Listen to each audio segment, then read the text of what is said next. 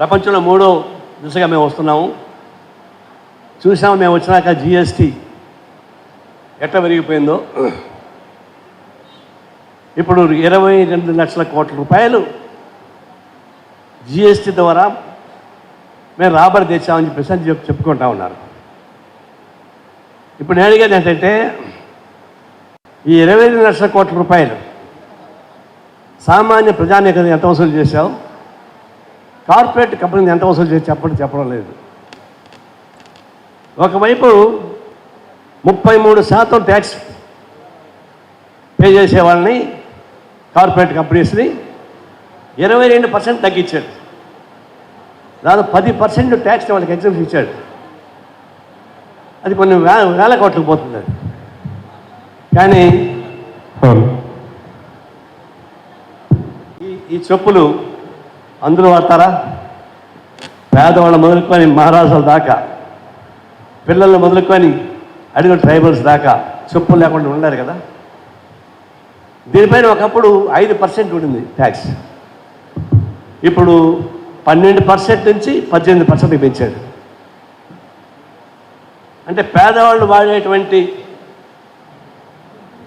చెప్పుల పైన 5% నుంచి 12%, 18% పెంచాడు.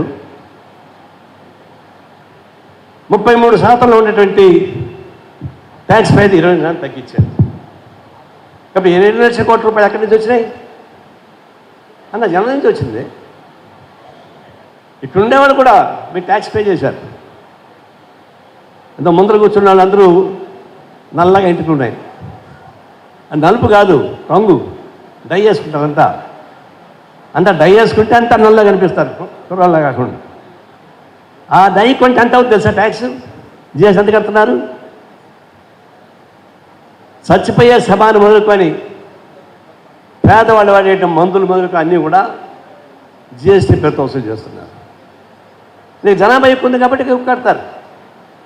మ్యాథమెటికల్ థియరీ ఏంటంటే, ఎక్కువ మందిగా తక్కువ వసూలు చేసినా పర్వాలేదు, ఎక్కువ సంపాదించే తక్కువ వసూలు చేసుకోండి అంటాడు. అంటే ఏంటి? వాళ్ళ దగ్గర డబ్బులు ఉంటే మీకు ఎన్నికలు ఇస్తారు వాళ్ళు డబ్బులు. పేదవాళ్ళు ఇయ్యరు కదా. ఇప్పుడు ఏదో వీళ్ళ దగ్గర గుంజుకోండి, డబ్బులు ఉండేవాళ్ళు క్షమించండి, వాడు ఎన్నికలు మీకు మూటలు ఇస్తాడు, సరిపోతుంది. అదొక ప్రమాదకరమైన సిద్ధాంతాన్ని పెట్టి దేశం అభివృద్ధి అయిపోతుంది అంటే, దేశ అభివృద్ధి కాదు, కార్పొరేట్ కంపెనీ అభివృద్ధి అవుతూ ఉన్నాయి. అదానీ అభివృద్ధి అవుతున్నాడు, కార్పొరేట్ కంపెనీలు అభివృద్ధి అవుతూ ఉన్నాయి. ఇది ఒక పెద్ద కుట్ర. ఇప్పుడు స్మార్ట్ మీటర్స్ వచ్చాయి. తెలంగాణలో స్మార్ట్ ఉన్నాయి, కానీ ఈ గవర్నమెంట్ ఒప్పుకోలేదు కాబట్టి అవుతుంది. స్మార్ట్ మీటర్స్ అంటే రైతులు వాడేటువంటి వ్యవసాయానికి కానీ లేదా ఎండ్లకు కానీ వాడేటువంటి మీటర్లు మార్చేస్తున్నారు. ఆ మీటర్లు ఎవరి దగ్గర కొనాలి?